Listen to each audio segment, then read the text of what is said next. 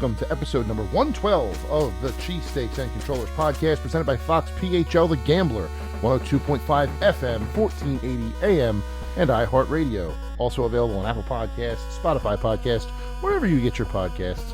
You can hear this voice every single week, bringing you the best in video games and esports.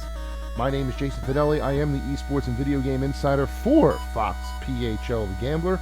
Hoping you had a great week this week. And if you're a video gamer, there is a ton to sink your teeth into. The beginning of the week started with esports, League of Legends Worlds 2022. Picked their groups after the LCS was decided. We'll get into that in our first segment. Middle of the week saw Nintendo Direct and State of Play. Ton of information across multiple games. That is segment number 2. And then finally, Tokyo Game Show happening this weekend, starting off today, or yesterday, overnight because of the time difference. Street Fighter 6, a huge beneficiary of new information, and I will devote my entire third segment to that. Even though Friday morning, I'm recording this Thursday night, there will be even more information to sink our teeth into. Maybe I should wait. I'm not going to, though. But before we do any of that, let's get into the 6 in 60 seconds. Philadelphia Fusion take one match in their Summer Showdown playoffs before eventually losing to the Seoul Dynasty in the lower bracket. The Shanghai Dragons on the east and the Dallas Fuel in the west won the regional tournaments. Cloud9 defeats 100 Thieves in the finals of the League Championship Series Summer Finals, claiming the number 1 LCS seed for Worlds 2022. The Final Four of the Valorant Champions Tour are set, with Optic Gaming facing Loud in the upper bracket, and DRX taking on Fun Plus Phoenix in the lower side. Meanwhile, Activision and Infinity Ward revealed new details on Call of Duty Modern Warfare 2 today, including multiplayer, which will feature the long-rumored DMZ mode and the return of Spec Ops, Warzone 2.0 with a brand new map that launches November 16th, and the Warzone mobile experience. Elsewhere, Deathloop from Arcane Studios is coming to Xbox Series X on September 20th with multiple upgrades, including an extended ending. And finally, Blizzard reveals Overwatch 2 No New Hero Kiriko, details the first season's Battle Pass, and confirms that the original Overwatch will shut down on October 2nd ahead of Overwatch 2's launch on the 4th. Those are your 6 in 60 seconds. Yes, those are your headlines for the week. News coming far and wide from every which direction, honestly, this week. It was like a mini E3 in the middle of September. It was very, very hard to follow it all, but there was a lot to take in. Tokyo obviously happening and all the live streams. I do want to mention one thing real quick before I get into the Worlds, League of Legends Worlds group draw. Between Tuesday and today, Thursday night, 3 different outlets, 2 of which I have written for before, experienced layoffs. A bunch of very good people losing their jobs and now entering the open market once again for writers. Some of it was unexpected, especially for the people involved. Some of it was surprising. All of it was surprising, honestly. And some in particular were downright heinous. And I just want to take a minute for whoever's listening to this to wish them all well. I feel for them. It really sucks, right? There are some good people who are now without a job, who were writing very, very good stuff. One of them, for example, the news editor at Fanbyte, was laid off while he was sleeping, while in Japan covering Tokyo for his website. That is heinous. It's unacceptable. It's awful. And Tencent should honestly be ashamed of themselves. I'm just going to put it plainly as possible. These particular layoffs were probably avoidable, considering they posted a profit of like $58 billion or something crazy like that. The exact number eludes me, but it was 11 digits. Yes, multiple billions, tens of billions of dollars in profit, and they're still laying people off, which is absolutely stupid. Not to mention that the people writing for these websites were good, hardworking people who now need a job. So if you see any people looking for work, if you happen to be an editor, or you happen to be someone who does content writing, or is an editor, like I said, or even like a PR firm who just needs some copy written, and you want to throw these people some work, please do so. Please do it. They need it. They have had their entire worlds turned upside down for no reason and no fault of their own. And anything we can do to help them is what we should do. So power to my fellow writers who now find themselves without a job, and I hope that every single one of them lands on their feet in a position that they love with people that they love. And I just wish that I could be the one to give it to them, but I don't run any websites by myself, so I can't really do anything other than offer my encouragement, and I'll pass along job listings on social media as they come up. So awkward pivot segment, or segue, whatever you want to call it, to our first segment of the evening. Let's talk about League of Legends Worlds. Worlds 2022, the qualifiers came to an end on Sunday, LCS being the last one, Cloud9 defeating 100 Thieves in the final, as I said, to claim that first overall seed, but it was just sort of a formality by the end of that, because Cloud9, 100 Thieves, and Evil Geniuses are the three teams that are qualifying from the League Championship Series into Worlds 2022. All three of them were making it. It was just a matter of who's going where. And honestly, I don't even think Cloud9 not being number one was an option. I think they were always going to be number one, just based on how they played this year, if I remember correctly. I could be wrong about that. But after that tournament was over, a fantastic match between Evil Geniuses and 100 Thieves to get to the finals. But then Cloud9 kind of shut the door on 100 Thieves when all was said and done. But that then it was immediately followed by the Worlds 2022 group draw. Now, the groups for the play-ins were decided a while ago. I have those in front of me here. But this was deciding the main groups, which will start after the play-in stages, which I think the dates are set. The first date is September 29th for the play-ins, and then the finals date in San Francisco is November the 5th. So we got a whole month, more than a month, of League of Legends to watch, which is pretty cool. But let's get into the excuse me. Let's get into the current groups, where they stand right now. First, I'm going to do the play-ins, and the way the play-ins work is you have two groups of 6, 4 teams, I believe. So 2 teams. The 2 teams who finish first in their groups automatically go to the group stage. They automatically qualify to the group stage in Group D this year. Group D will be in Pool D, and then they'll be placed into groups 1, 2, 3, or 4. After that, the 2nd, 3rd, and 4th seeds will qualify for a knockout sort of tournament double elimination thing. So the way that works is after the groups are decided, the 3rd seed in Group A will play the 4th seed in Group A in an elimination match, and then they will proceed to play the 2nd seed in Group B, and conversely, the 3rd seed and the 4th seed in Group B will then move to play the 2nd seed in Group A, and the winners of the 2nd seed in each group versus whoever makes it out of the elimination round will be the other 2 teams. So basically, the first overall seed in each group automatically qualifies. The 2nd overall seed has to win 1 match to qualify. The 3rd or 4th overall seeds have to win 2 to qualify. That's basically where we're sitting right now. So between those 2 groups, in Group A, we have Fnatic from the EU, we have Beyond Gaming from the Thailand region, Detonation Focus Me from Japan, Evil Geniuses from North America, Loud from Brazil, and Chiefs Esports Club, who I believe is Oceania. And then in Group B, we have the Korean DRX, the Chinese Royal Never Give Up, Saigon Buffalo from Vietnam, Mad Lions from EU, Istanbul Wildcats from the Turkish League, and Isurus from Latin America, I believe. And looking at these groups right now, if I'm making a prediction as to who I think is going to go into the next round. So first we have to decide who's going to win both of these groups outright. And I think the answer to that is pretty clear in both instances, especially in Group B. Group B in the play-in stage is particularly brutal, as they have a lot of MSI victors and even some former world champions and a lot of heavy hitters in this group.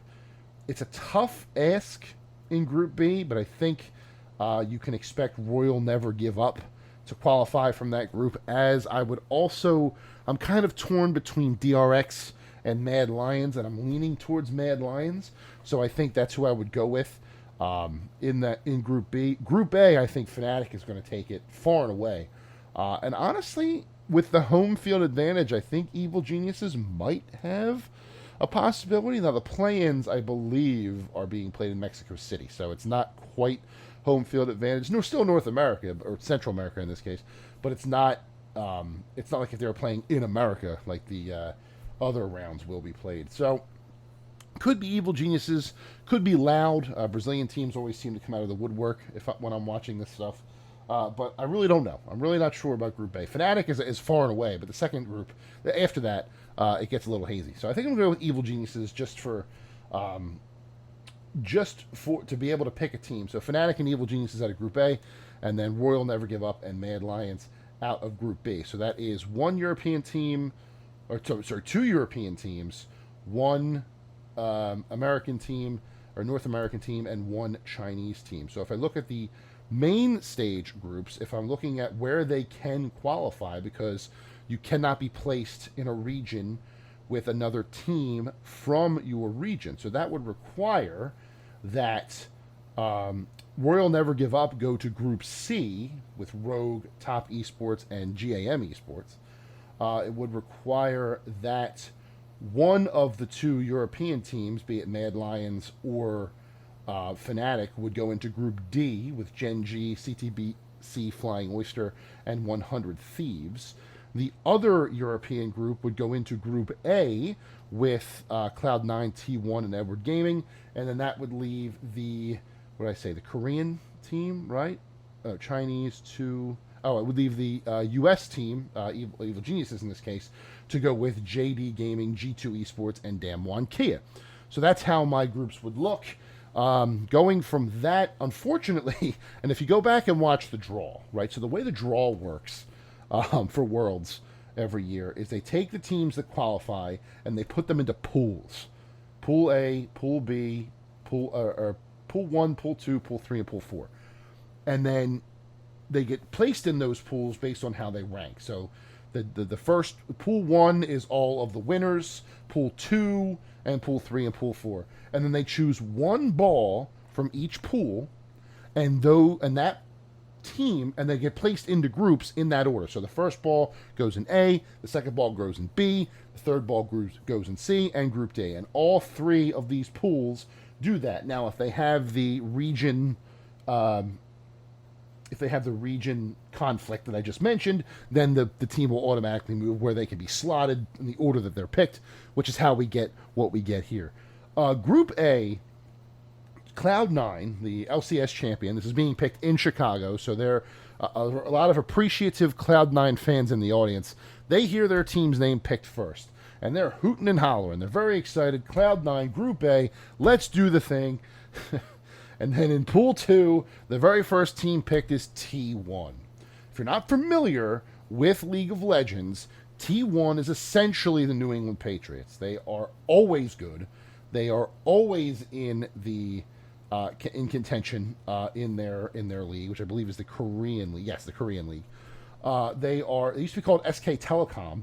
So if you're familiar with older league, that used to be their name. They're wonderful. They're great League of Legends team, which will make it very hard for Cloud9 already. And then you consider that the next team pulled for their group from Pool 3 or Pool C, whatever it was called, is the defending champion Edward Gaming. So I hate to say this, but I think Cloud9 might be screwed. I really do. I think no matter who qualifies from the play-ins in Group A, I think we're looking at T1 and Edward, in whether it's Edward and T1 or vice versa, coming out of that group. I would love to be wrong. I would love for Cloud9 to prove me wrong. They have a good enough team to do it, as the LCS finals proved, But the LCS in international play is notoriously behind. It's notoriously not good. So I'm not liking Cloud9's chances to come out of this group. I'm just not. Group B is a killer group. JD Gaming, the team that won the Chinese league. You have G2 Esports, one of the best teams in the EU. Damwon Kia, not this past year's champion, but the one before, and they still have a lot of the players that made them great, like Canyon and Showmaker. That is a brutal group that, again, I think will be won by mostly Eastern teams, so JD and Damwon Kia. G2 definitely has a possibility. Evil Geniuses, if they get slotted in there like they do in the simulation in my head, they may be able to beat G2, but I don't see them going anywhere more than 1-5. So JD and Damwon coming out of there. Group C is interesting. So you have a very good Chinese team in Top Esports. You have the Vietnamese team, GAM Esports. And then you have Rogue, who won the LEC, the European League.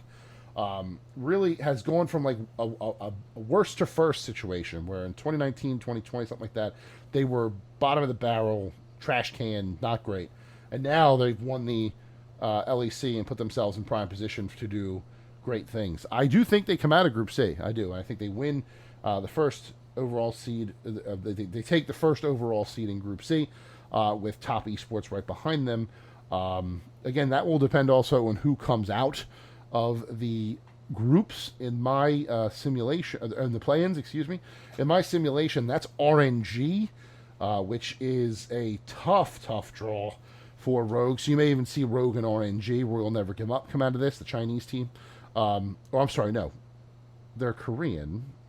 Royal Never Give Up. Oh, they're Chinese as well. So no, I'm wrong. That's not the team that would come out of there. EG might be there, and I think a European team would be up in Group B. I think I mixed that up.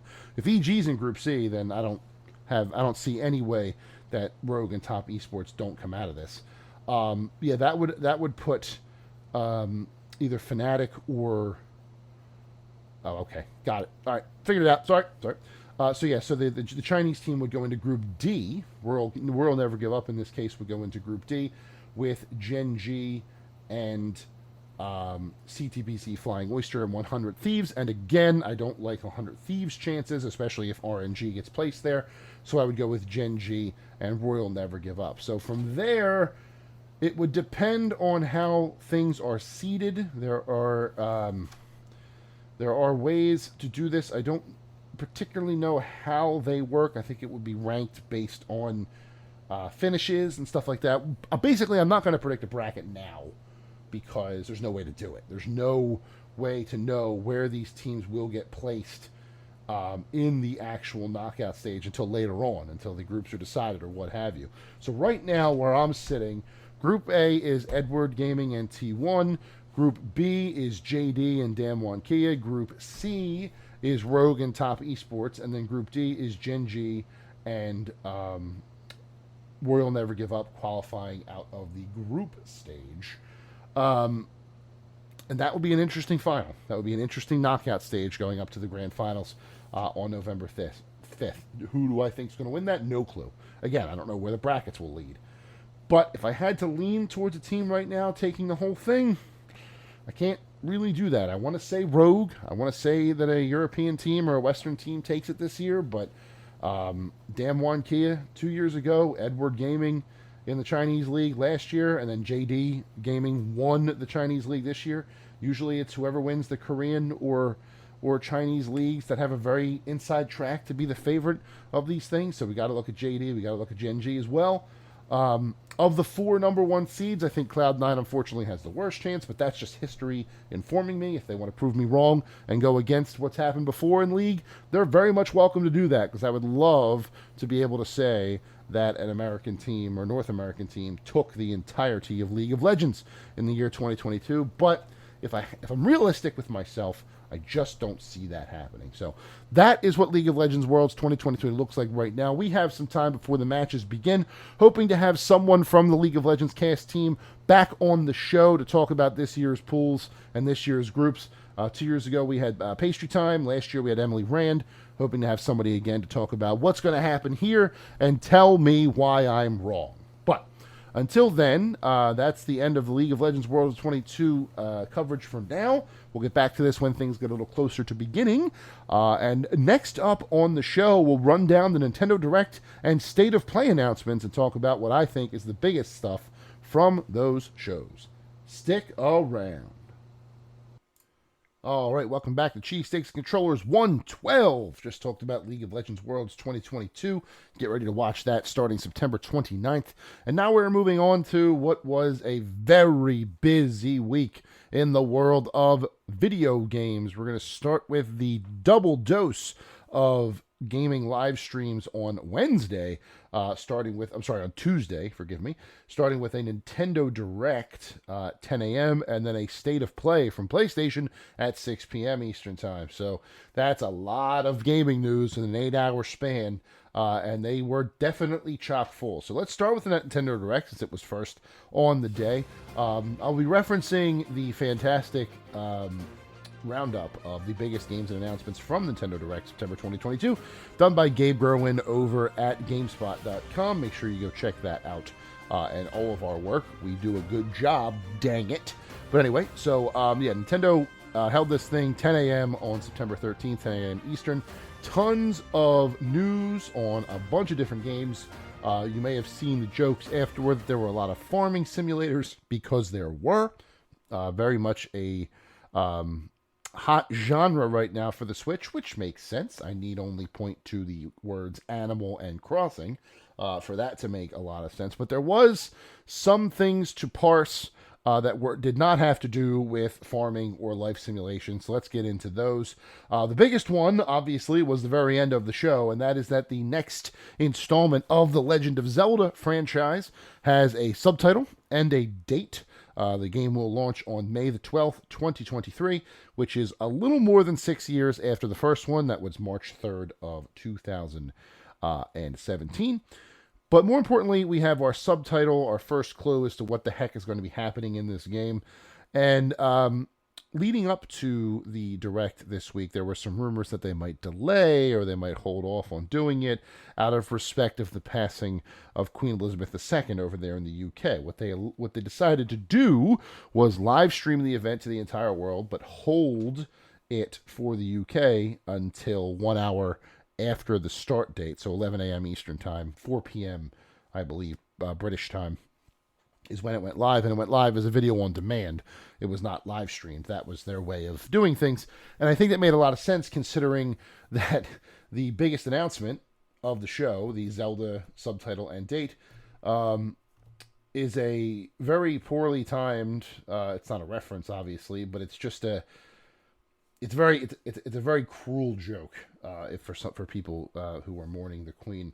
That's because the full title of the game is The Legend of Zelda: Tears of the Kingdom. Now, obviously, that was not done because it has nothing to do with what happened in Britain last week. It's just very, very ironic and unfortunate timing on behalf of Nintendo. So, but the game looks great. It's got a couple more glimpses as to what's happening there. I fully expect a Zelda-focused Direct between now and May 12th to give us the lowdown. And maybe we might see it a couple more times between now and then besides a Zelda-focused Direct. Maybe at the Game Awards we'll see something.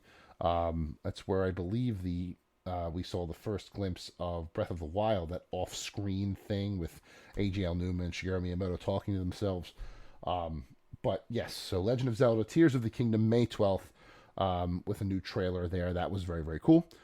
From the end of the Direct to the beginning, the very first announcement was the next installment in the Fire Emblem franchise, the core Fire Emblem franchise.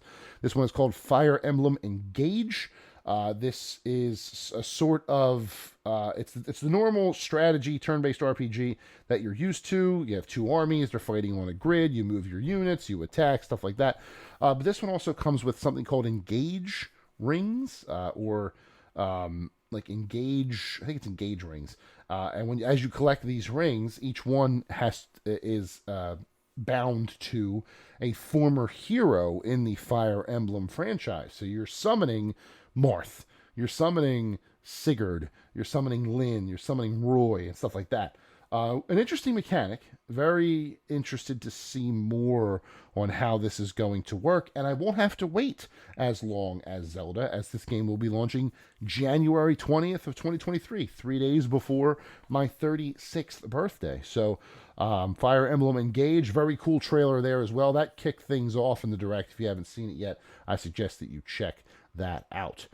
Square Enix got into the mix with 3 big announcements coming from the House of Final Fantasy. The first one is a sequel to Octopath Traveler. Octopath Traveler 2 is its own story set across a new land called Celestia. You will not need to have played the first game to understand the second game, which is cool. We got the names of the 8 people whose stories will intertwine. There will be different story paths depending on whether you explore something during the day or at night, which is very interesting. And it retains that HD 2D graphics quality, or that graphics style that the first game basically initiated into the gaming world. So that's a very exciting thing. I think I'm going to boot up Octopath Traveler 1 and get myself caught up. Also, the mobile game Champions of the Continent is very, very good. It does not require a lot of your money, which is an anomaly for a free-to-play game, but that's very cool as well. But Octopath Traveler 2, great announcement.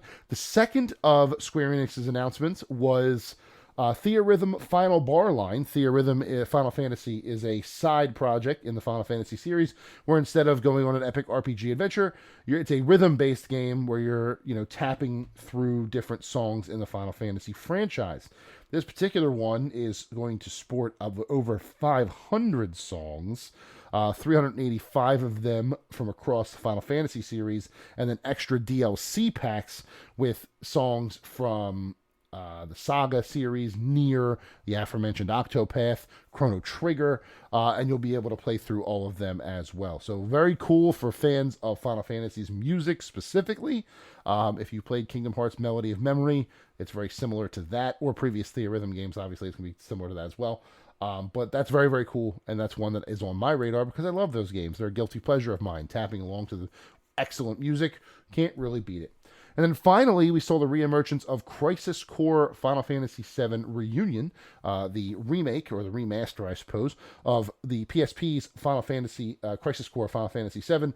First announced back in June during the Final Fantasy VII 25th anniversary celebration, was slated for, quote, this winter, and then this winter became December the 13th. So we got our fresh date on that. Looking like an interesting rehash of this game. Going to be probably important to Final Fantasy Remake Rebirth, or Part 2. So if you're following that storyline, if you played Remake and you played Intergrade, this is probably one you're going to have on your radar as well. Whether or not it has aged well remains to be seen. We then got an update to the Nintendo Switch Online expansion pack, specifically the Nintendo 64 offerings from that. Got a multitude of games that will be coming to the N64 little digital area there. 3 Mario parties, the first 3 Mario parties, Pilot Wing 64, both Pokemon Stadium games, 1080 Snowboarding, and Excite Bike 64. But the major one is the return of GoldenEye 007. The original Nintendo 64 version will be available in this set. We'll also offer online, which is exclusive to the Nintendo Switch. Now, GoldenEye will be re-emerging on on Xbox as well, especially on Xbox Game Pass, as Rare owns, or Microsoft owns Rare, the studio that made GoldenEye now. But that version will not have online and will only have local co-op or local competitive play, which is interesting. I'm not sure why the Xbox One doesn't have online. Perhaps there's some sort of exclusivity, like a 1-year deal sort of thing. I'm not sure. But if you want to play GoldenEye online against your friends, you have to get a Switch and the online expansion pack to do it. So that's a bit of a downer, but the fact that it was even there is still very, very cool. Shigeru Miyamoto made an appearance to announce Pikmin 4. We only really got a couple shots of the scenery plus a logo, but still cool that a new game's coming out in that franchise. New Bayonetta 3 trailer, which was followed by a 7-minute extended gameplay look, and that game is looking absolutely fresh. Resident Evil is bringing 4 games to the Switch via the cloud streaming function. That's Resident Evil Village, Resident Evil 7, Resident Evil 2 Remake, and 3 Remake, all coming to the Switch very soon. Kirby's Return to Dreamland Deluxe, the Wii platformer, is coming to the Switch on February the 23rd with all of the 4-player co-op mini-game, main game features going on there, which is cool. The Mario Part 8 Deluxe Wave 3 got a couple of tracks announced for it, for those that are getting that DLC. But specifically the Peach Gardens track from Mario Kart DS and Mario Kart Tour's Merry Mountain, a Christmas-themed track. So you might expect the Wave 3 to hit before the end of the year, so that Merry Mountain makes a little bit of seasonal sense. We'll see what's going on there. And then finally, Tunic, one of the big indie darlings of the entire year, will be hitting the Switch at some point this year. Also, we had a remaster of Tales of Symphonia, which is a classic GameCube RPG. A Japan-exclusive Fatal Frame game is coming to the Switch in early 2023. It Takes Two, the co-op game made by Hazelight, which is run by Josef Fares, is coming to Switch on November 4th. So there are definitely things to look forward to there. But I thought this was a very, very good Direct. People are, crying and yelling and carrying on about all the farming simulators and stuff like that. But people like those games. People like the life sims. And there is a more than enough meat on the bone if you don't like those farm sims to get something out of this. Am I saying it's the best Direct they've ever had? No. But it's also not the worst one. I'd put it as a solid B-, maybe even a flat B. Just because, yes, there was a lot of games that I personally may not play, but the big news of Fire Emblem and Zelda and the Final Fantasy VII stuff, all three of the Square Enix announcements, honestly, counteracts that for me and brings the score up a little bit. So I had a lot of fun with the Nintendo Direct, and I hope that you did too. But moving on now to the second half of the Tuesday live streams, let's talk about the State of Play. Now, State of Play, PlayStation announced this just after Nintendo, actually, so we didn't know we were having a doubleheader until like late Monday night, which made a lot of game journos turn into Jon Snow looking at the advancing Bolton armies from the Battle of the Bastards in Game of Thrones. Just, here they come, get your sword ready and start swinging. Some pretty cool stuff here as well, but for me personally, I called this, I likened this to a ham and cheese sandwich, where the ham and cheese is like the normal stuff you would get at your local deli, where it's pretty good, but it's not like the highest quality meats. But the bread on either side of that sandwich is the most deluxe, expertly baked artisan bread you've ever had in your entire life, because the bookends of this show were phenomenal. A surprise reveal of Tekken 8, including some actual gameplay footage, blew me away. Not only the fighting itself and the animations of Jin Kazama and Kazuya Mishima, but the surrounding stage with the tornadoes and the boat breaking up. It was very, very, very cool trailer. Highly recommend you check that out. Even if you don't like fighting games, just take a look at what's going on there. It's really, really cool. And then the last bit was a brand new gameplay trailer for God of War Ragnarok, and I honestly don't know how that game doesn't become my personal game of the year. Now, I know it's very hasty to say 2 months before a game comes out that it's going to be your game of the year, but I absolutely adore the first one. It's one of my favorite games on the PlayStation 4, maybe even my favorite game on the PlayStation 4. And every trailer I see, every article I read, every screen I look at, it looks like it's giving me exactly what I want. Now, no disrespect to the other good games that came out this year, specifically Elden Ring, but FromSoft games are just not my thing. They're just not. I tried it. I'm going to probably try it again at some point, but they're just not for me. I can appreciate them. I can see how much fun people are having with them. I can, live vicariously through them, but I've tried Dark Souls. I've tried Demon Souls. I've now tried Elden Ring. It's just not for me.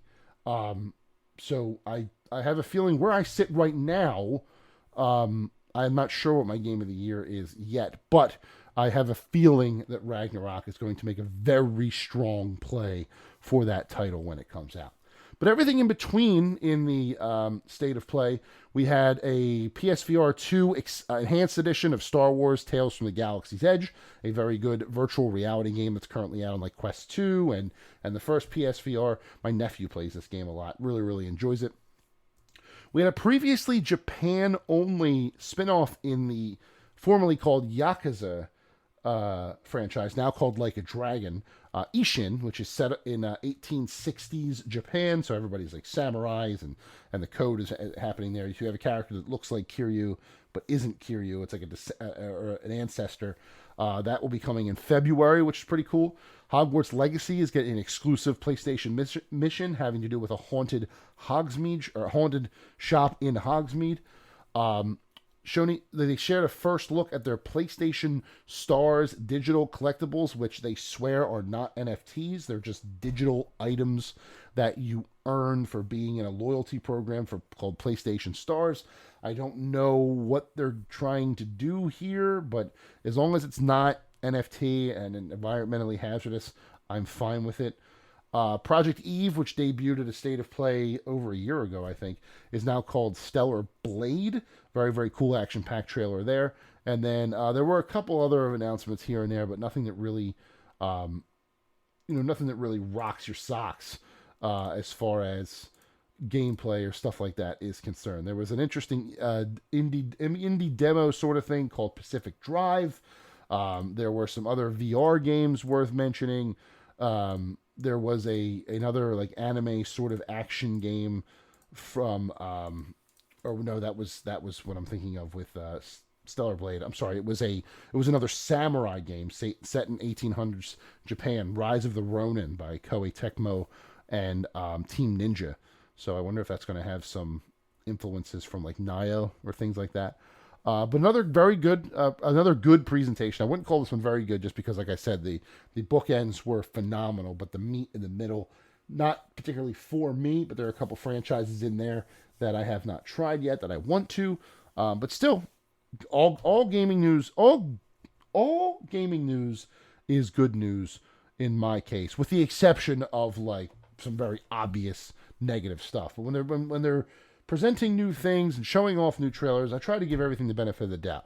Now, if the game comes out and it stinks, then obviously my loyalty was misplaced, and I'll be upset about that. But stuff like State of Play, stuff like Nintendo Direct, I love seeing what devs have to show. I love seeing what Nintendo and Sony want to present to us, and I'm looking forward to more of those in the future, plus the games that were featured when they do eventually come out. Put Tekken 8 right into my veins, please.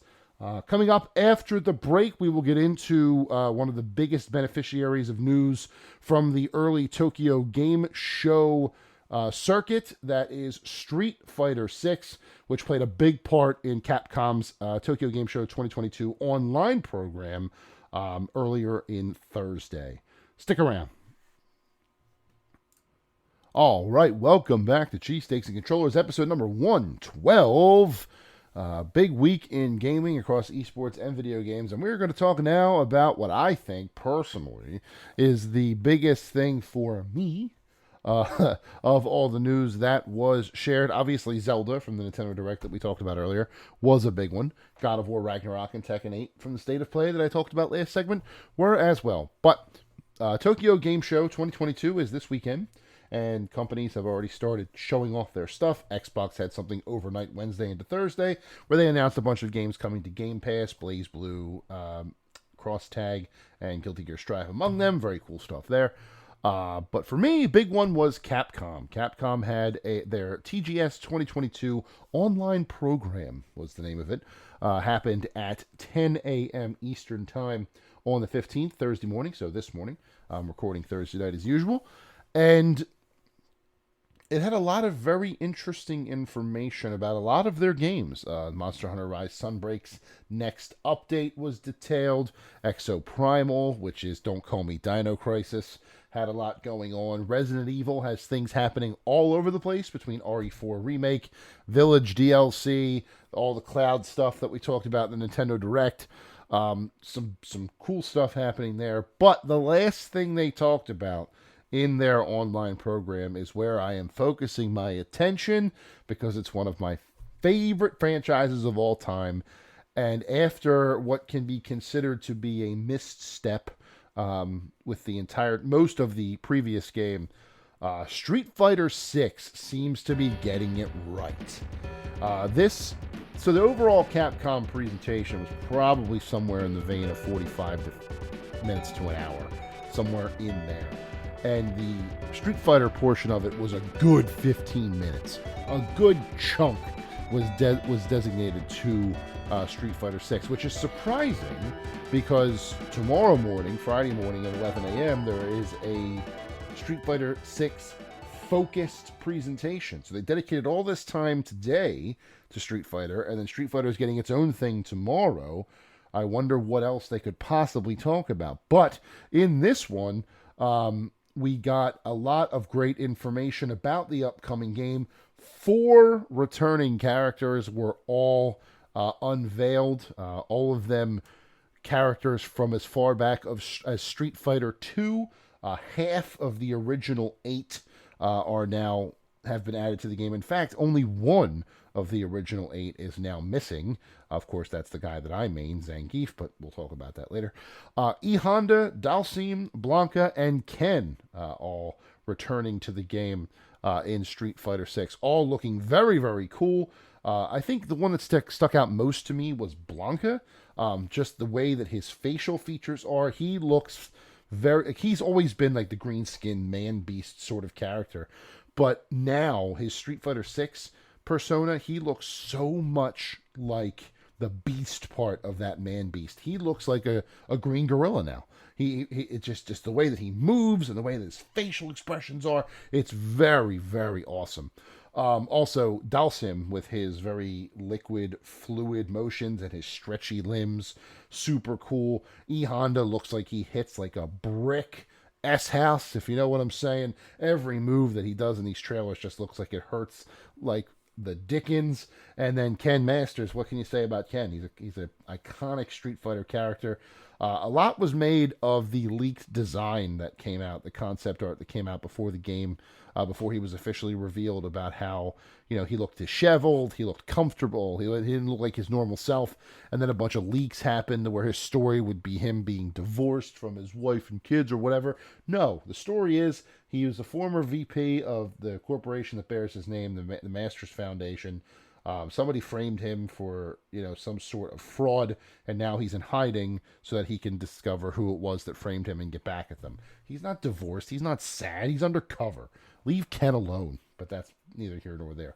So those are the 4 fighters that were unveiled. That trailer is awesome if you have a chance to look at it. But that was just part of what they gave us today. The other half was really a deep dive on all of the things we'll be doing in this game. So first and foremost is Fighting Ground. This is the main battle system of the game, talking about the drive system, the way you can control it, whether it's modern or classic. We knew a lot of this going into TGS this weekend. A lot of this was unveiled back in June, this particular part, but it kind of was enhanced with the addition of the 4 characters, plus the real-time commentary feature where it features actual esports announcers as the background announcer in the game, which I think is an awesome ad. So far, we have 3 English speakers in James Chen, Vicious Lopez, and Tasty Steve, and 3 Japanese speakers in His Excellency Demon Kaka, who is a sumo announcer. Very interesting character there. Aru, who has been a Japanese commentator for a long time, as has Kasuke Hiraiwa, who is the 3rd one. So we've got some new commentators, which is awesome. We got some new details on battles, specifically the Extreme Battle, which looks super crazy fun. So take a Street Fighter match. You'll have one randomized set of rules. So it could be standard, deplete your opponent's life bar. It could be knock your opponent down 5 times first. It could be a single life bar where the more damage you do, the more the counter goes toward the other side. And if it gets all the way to one side, that person wins. But then also the gimmicks are the other half of this. And the gimmicks are random obstacles that come onto the field of play and mess with the fighting that's happening. One of them is a giant bull that just randomly runs across the screen and whacks whoever's in its way. One of them is a giant floating bomb ball sort of thing that you hit back and forth, and whoever it explodes on, it deals heavy damage to. Stuff like that. Just a wild sort of format that they're going for here that I was really, really digging. And I'm looking forward to seeing more of that. Hopefully the TGS demo has a little bit of that so we can see it in action throughout the weekend. But that was really, really cool. The next part was the Battle Hub. This, for me, is a really, really neat way to put a social element into it. So it's basically, it looks like a giant arcade, right? So there's the machines everywhere. You can sit down and play against somebody. You can spectate in matches that are already happening. And then there is a section called the Game Center, which is actually a bunch of arcade machines that are playing classic Capcom games. We're talking about old school Street Fighter. We're talking about Final Fight, Magic Sword, Vulgus, Sansan. All of their old school arcade games available to play within the game. So you can just go and chill and hang out at the cabinets, try to get the high score in these games. It's a super cool idea. The only thing is it kind of cannibalizes other things that they're doing, like Capcom Arcade Collection, the Fighting Collection that came out recently. But it's a really cool way to introduce people to these games, especially if you have these games in a limited cycle. It seems, based on one of the screens that shows during the trailer for the Battle Hub, it shows like the splash screen for Super Street Fighter 2 Turbo before you start the match, and it looks like it's only there for a designated amount of time. So if the games like cycle out, then you can't get used to what you're playing, and then if you want to go play it again, you go elsewhere. So I see the strategy in that, but I do also see that people might only want to play certain things and won't pursue them after they leave the shop. So they'll have to figure that part out. But it's a really cool sort of social area with matches involved. It has been confirmed that if you go to a ranked match, you won't have to worry about only being matched with the 100 people that you're in the social hub with. It will be everyone who's looking for a match throughout the entire world.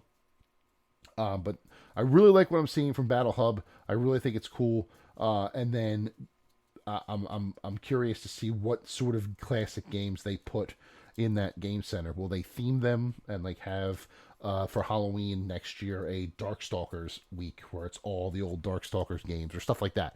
I think that could be really, really cool.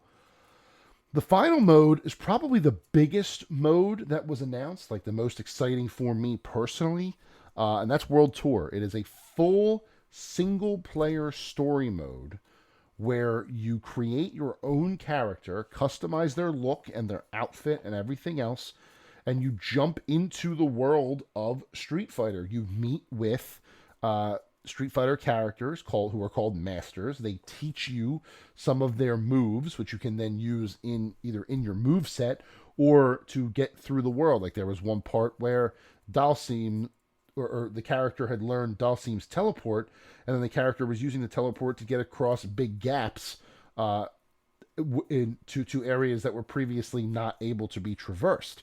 One female character uses the spinning bird kick from Chun-Li to get from one awning to another while going across rooftops. It's an interesting little scenario and how you use these moves and build a custom character using pre-existing moves. And you're probably wondering, how do you use them if you're not fighting these masters? What do you do with them? You can just fight any random person on the street. You see someone, you can start a fight with them, and then you fight them. They will all have, their own move sets and stuff like that. But you'll go through all the different sections of this world. You'll start in Metro City, which Final Fight fans will know was the setting for that game. And then you'll go to different parts of the world and meet all these people. I'm curious if when you're going from one part of the world to another, if they'll do the plane ride and Japan or Brazil or wherever it is that you go. That would be a very neat little touch. But yeah, this mode looks awesome. Being able to customize a character and just plop myself into the world of Street Fighter. Very, very cool and very robust, it seems. There's a lot of people to fight. There's a lot of masters to meet with. The customization aspect of building your own character seems very, very full. Like they were showing like facial morphing features and like 6 different pages of hair, or I'm sorry, 36 different hairstyles at the very least.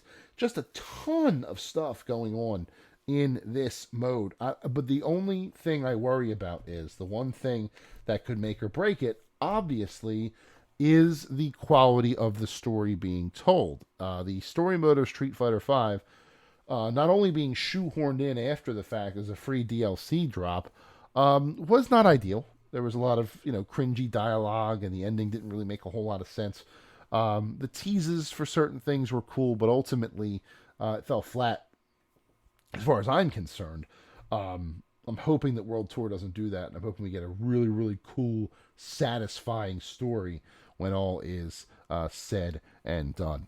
So those were the 3 modes that were shown. We talked about the 4 characters, but we've got to also talk about the single biggest piece of news regarding Street Fighter 6. My favorite piece of news regarding Street Fighter 6. That is a closed beta test. In 3 weeks' time, October 7th to October 10th, that full weekend, there will be a closed beta on PS5, Xbox Series X or S, and Steam, and it will be cross-play. So if you get into the closed beta, you can play, no matter what console you're on, you'll play against the other 2 consoles.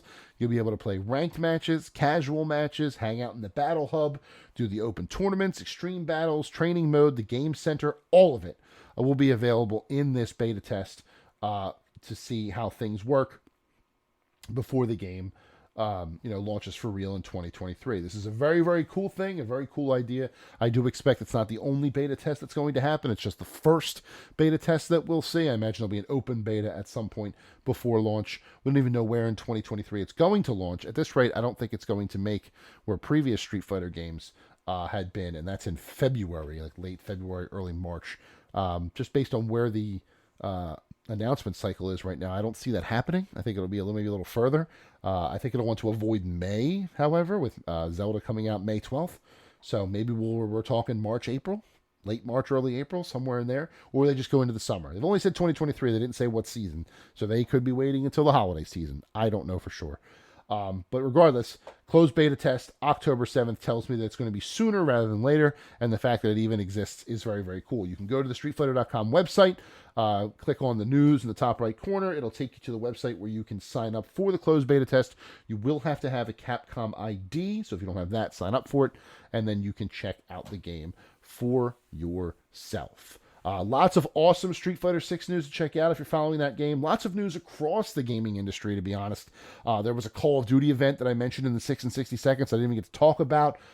There's Activision stuff coming from Blizzard and Overwatch as well. Tokyo Game Show is going to have a full slate of announcements throughout the weekend.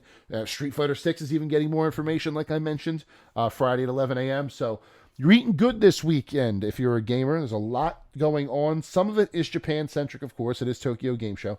But make sure you pay attention to everything, because there could be a huge piece of news for a game that you're not expecting to see, but could end up being a big, big boon for whatever it is that you're into. Oh, and not to mention, if you're a Fortnite player, the new season starts on Sunday the 18th. So it'll just be a full weekend of gaming news, and then the new Fortnite experience for those that play that. A lot to enjoy this weekend with some other conventions and things happening before the end of the year. This seems like a good way to start the fall season. And with that, that is episode number 112 of the Cheesesteaks and Controllers podcast, as always presented by Fox PHL The Gambler, 102.5 FM, 1480 AM, iHeart Radio, iHeart Media, available on Apple Podcasts, Spotify Podcasts, or wherever you get yours. If you are listening to my voice right now, as I say every single week, you have made it to the end of the episode, and I cannot tell you how much I appreciate that you have done so. It means a lot to me that you spent this time with me to learn about video games and esports. Hope you were educated, hope you were entertained, and I hope, if nothing else, you were giving something to look forward to as the holiday season approaches, because there's a lot to sink your teeth into. Just take your pick. Figure out what it is you like and be ready, because it's coming. It's going to be a busy holiday season. I can feel it in my bones. So I hope you have an excellent weekend. I hope you have an even better week right behind it. And I will be back again next time for episode number 113, once again talking about all the biggest things in video games and esports, as I do every week on Cheesesteaks and Controllers. Thank you for listening. Goodbye.